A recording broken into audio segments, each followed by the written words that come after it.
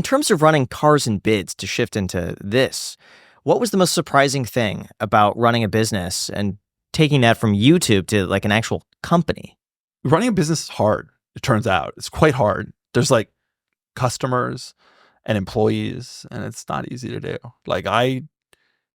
It's hard. You seem so much more relaxed today Yeah. than when we first met. I agree. Like back then, you were very just like Well, I at don't the know. time, It seems I like you had a was- lot going on. I was with, like obsessive about everything. And it's been nice to have an investor partner who worries about some of that stuff, not for me, but like in addition. Mhm. But also like running a business is challenging. It is nice to be in a financial position where you don't have to worry. And I never really was before. I was doing well on YouTube, but that tap could be turned off at any time. And that helps. That really, really, really helps. It definitely lowers the stakes from I absolutely have to do this or else I don't know what'll happen to like, let's make this succeed, but it's like a fun project. I actually am a better employee and person now, even though you'd think it would be the opposite. Some people work better under like heavy pressure, financial or otherwise. And I think it's actually, you seem so much happier. Yeah. Like really, 100%. just, like- No, I mean, Yeah. there was especially that time when we met, like it was tough. Like running the business was hard. Especially like by myself with my co-founder, like it was hard. There was a lot of work. And at that stage of a business too, you don't know what's going to happen. Is it going to, and that's hard too. So you're putting in these long hours for something that might not work. And managing employees and managing a space and managing the business and the customers, which is the hardest part for sure. It's a lot. It's just a lot. I'm never doing it again. People are like, but you say that, but really in a couple of years, no, I'm never doing it again. Ever. What was the hardest part for you to get over? Was it the hours Getting it or going. just the? Getting it going was the hardest part at the very beginning. The first 4 or 5 months, that's sink or swim, especially when you're as public as we are, right? Like a lot of startups, you can roll out to a select group. You can roll out to, a small audience in one state to just doctor, whatever your startup is. I don't know. But like we launched. I mean, we announced the launch the day we launched, and then everyone knew because I was on YouTube and it was a big deal and et cetera, et cetera. And so like those, if it wasn't going to work, it was going to fail. Like in those days, like I didn't have a second chance. There wasn't going to be a larger audience later. And we had built a great product, but like it needed a lot of effort right then and there. Like there were more customers than we ever expected right away. And then there were less customers than we expected soon after. And it was like, okay, we have different problems now. We got to figure this out. And there was just constant triage and whack-a-mole and putting out fires. And I'm never doing it again. I straight up am never doing it again. Yeah. I remember those days and I'm too old for it. And I probably have too much money for it. I don't have the ability to like go through it again. Yeah. And also, by the way, the YouTube channel was like that too. Yeah. And so like really I consider it that there were 2 successful businesses. The YouTube channel also had a very difficult start, a lot of effort, an enormous amount of work, long nights, long hours, long weekends, a lot of travel. Then we started the cars and bids business, which was all of those things once again. So like it happened twice and I think that's all you get. Some people get more. That's all I get. How has your job changed since the investment in cars and bids? It changed in my mind for the dramatic better, which is that I don't have to really deal with a lot of the day-to-day operations anymore. And I can instead focus heavily on the thing that not only do I do best, but I enjoy the most and I am most valuable to the business in, which is making the videos. I was personally setting reserves. Like people would send in their car and I would like be the one to type like, we'll offer you 20. Oh, I want 25. Like I personally did that just by myself for the first 6 months. And we hired one other dude and then me and him did it. And for the next year. So like, it's nice not to have to do that anymore. And I've replaced that time. I certainly don't work less, but I've replaced that time with filming videos, which again is most beneficial for the business to have me out there. But also I just enjoy it. I to this day, people are like, don't you get tired of it? And I'm like, nah, the quirks and features, I still, to this day, I'm like, I can't wait to see what this Bentley's going to have, That's so interesting. Do you find that you're less motivated because you have less skin in the game? No, surprisingly, no. I'm not necessarily less motivated, but it is nice not to be in a position where like it has to be a certain outcome. It's nice. Interesting. Now, for sellers who sell their cars on auction websites, I'm curious, does having a no reserve help get a higher price, or like what sort of strategies? If the car's good, yeah. We generally find that no reserve cars bring more money. More bids, more comments, more views, more money. Almost always. But you can also get screwed. I always tell people, if you have like a good car that you're confident is good, you take good photos. I tell people you are your own reserve. Like if you take good photos, you're a good seller who answers questions, who has a video, who has service records, like you don't need a reserve. You just don't. Like that stuff is your reserve. And then going no reserves shows a level of confidence in the car that you know it's going to do well. And buyers know they're not wasting their time. So that's a winner. If the car is sketchy, I don't know. If you're, or if it's just a weird car that you don't know, there's not much comps, you don't know where the market is, you have this idea in mind, yeah, it makes more sense for reserve. But when I sell all my cars, I sell them all with no reserve, and not even cars that I get like views on when I talk about it. Usually when I get to the point where I'm selling a car, I just want it gone. But also I just really feel pretty confident in the photos that I have a professional photographer take and the standard to which I've maintained the car. And that is shown in those results. And then what about when an auction ends? Is there any correlation between it ending on like a Sunday morning versus like a Monday afternoon? Yeah, I firmly believe that weekend auctions are a bad idea. We don't run them. I'm going to eat my words someday when we expand to run weekend auctions.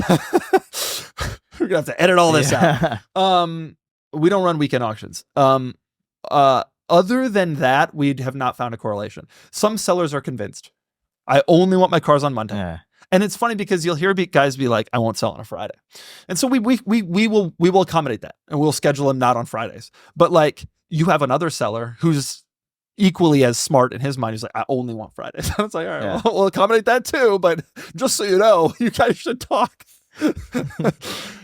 We have not found it. You would think there would be some correlation, but we have not. Now, I do think that generally speaking, in winter, you probably get a little less money for your enthusiast, especially sports car, than in spring, summer, fall. What about correlation between two competing cars? Like I noticed for the Cybertruck for a while, there's only one at a time that would end, and then a few days later, a new Cybertruck would come up. We try not to to run two competing cars at the same time. Okay. With Rivians, it got to a point where we couldn't do that. There were just so many. We would try to run them geographically distinct. So if one is in Boston and one is in San Francisco, we could run those. They're probably not competing. But I do think that does have an impact. If you run two cars at the same time, certainly a person could be like, well, I didn't win that one, but I'll win this one. And so I'm not going to bid as high. Interesting. And what about for buyers who buy a car sight unseen? How do they ensure that the car is going to be in good working order? Is it purely just, buying the seller? Buying the seller.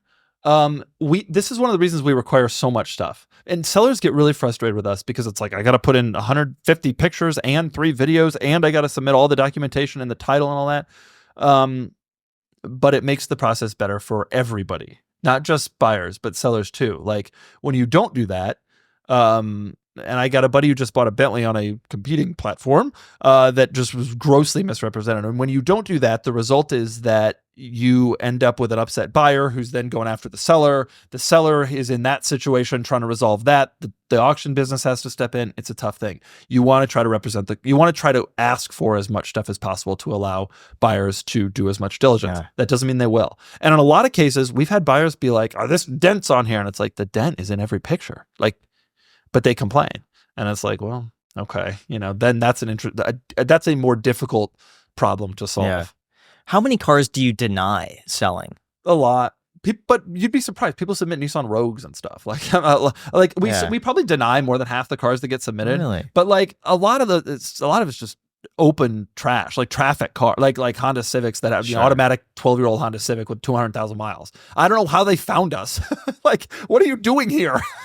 But a lot of stuff just gets denied straight away. So the numbers make it seem like we're very selective, but with enthusiast cars, we try not to be too selective. I like to be the platform that sells the crappy one that it's so rough that if you want to just turn into a track car, you can. And also the nice one that is like going to be a special show car. To me, I will say I like how curated it is, that it seems like every day I could go on, see a few new cars, read new comments, and they're all interesting. And it's not just, blown up with Toyota Camrys.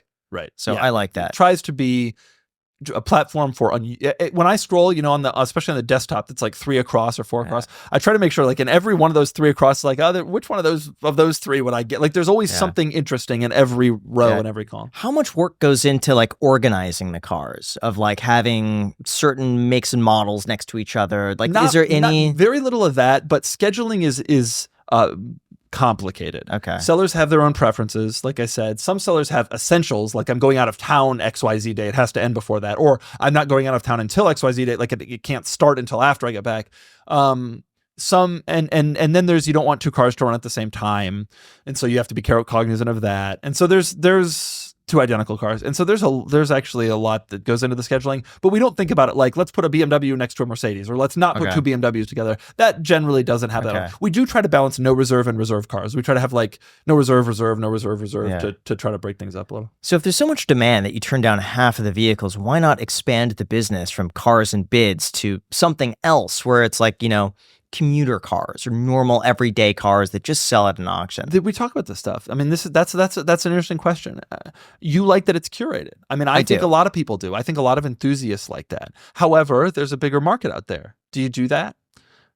Maybe, but do you then alienate the people who came in the first place? Maybe, probably. But that's why it's a separate website. I'm not starting any more businesses, Graham.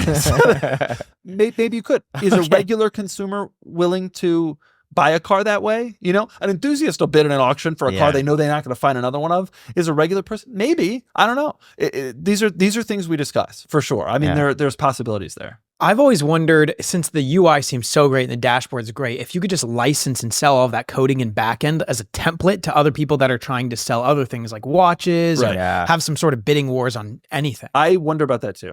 It's really well done. It shouldn't be super hard to extract all of that. Just pay some dude some exorbitant amount of money to extract all the coding and everything. Yeah, I wanted to do a cars and bids of watches. We registered watchesandbids.com. Don't go after us. Or don't try. So I briefly looked into this. There's a website called watchcollecting.com. It's located in the UK, and they do that. But the issue with that is they have so few watches. Guaranteeing authenticity of certain watches can be difficult. Their fee is so high, and every watch has such a high reserve. They don't hit like half of the watches on there. Just never hit anything. It's very difficult. I've learned. I didn't know this before. Thank God, because I wouldn't have done it. But it's very difficult to create a 2-sided marketplace, to have enough inventory for buyers to be happy and to have enough buyers for sellers to be happy. It is tremendously difficult to put those things together. When you see the marketplaces that have the reserves that are too high, it means they're desperate for sellers. And so they'll let sellers list at any price they can just to have the inventory come in. And you would be shocked how many other car auction websites have come up and died since we launched. And I have this theory that people see me in the t-shirt and shorts and they're like, this guy's an idiot. If he can do it, we can do it. It ain't easy. It is not easy. And everybody finds that out. Like, it is very, very hard to get enough inventory going. It's very hard enough to get enough buyers to make sure the inventory gets to the price level where it should. It is not easy. Bring a Trailer, Cars and Bids. It's pretty impressive that this has happened, even, because it's hard. Yeah, I certainly think your audience is perfect for it, and your viewership was was key. Bring a Trailer did it because they took a long time to develop. Oh gosh, years. I did it because I had a built-in audience. Other people who try don't realize how important one of those 2 things is, and that you really can't do it without one of those 2 things. And in some cases, even if you have an audience already, it's still tremendously difficult. I've had other YouTubers try to create car auction websites that have not succeeded, and it's hard. Is there anything you would go back and change, knowing what you know now? No, probably not. But it was a lot of work, and maybe we should have just done a podcast. What lessons have you learned from like building up a business like this? That do it when you're young. Okay, that's the biggest. Do it when you're young. That is the number one lesson that I would tell people. I had time and I didn't have as much to lose. And that's big. Like, when you have kids and a mortgage and 3 supercars, it's different. You do it when you're young. And I was rewarded greatly, and I get a lot of time with my kids now. Yeah. How has it changed having kids while also running a business and maybe kind of shifting back towards the family life? you just gotta do it. But I feel bad for the guys who have to grind throughout their kids' lives. Like, I obviously no longer have to grind at the crazy level where I was. It's hard to convince people who are 23 to 33 years old to like buckle down and just like focus on creating a business, starting a business, and like rocking it. It's so hard because those are the ages where you want to party and hang out and have fun. And I didn't do any of that stuff, and I just did a business or two. But I'm so glad that I did, because when you're in the family life situation, it is so nice to be able to hang out with my kids. And I'm so shocked at how much I enjoy family life, and I'm shocked by how much I enjoy being a dad. And I'm cool with the way that it worked out. I'm cool with giving up those 10 years. Have you always been like that, or did you start enjoying it when you actually have a family? Like, oh no, I definitely thought I was not. The first year even, I was like, I don't know. I'm not sure. Yeah. But once my first son, once he got older and started talking, and like we're like best buds now, and I love it. It's shockingly enjoyable.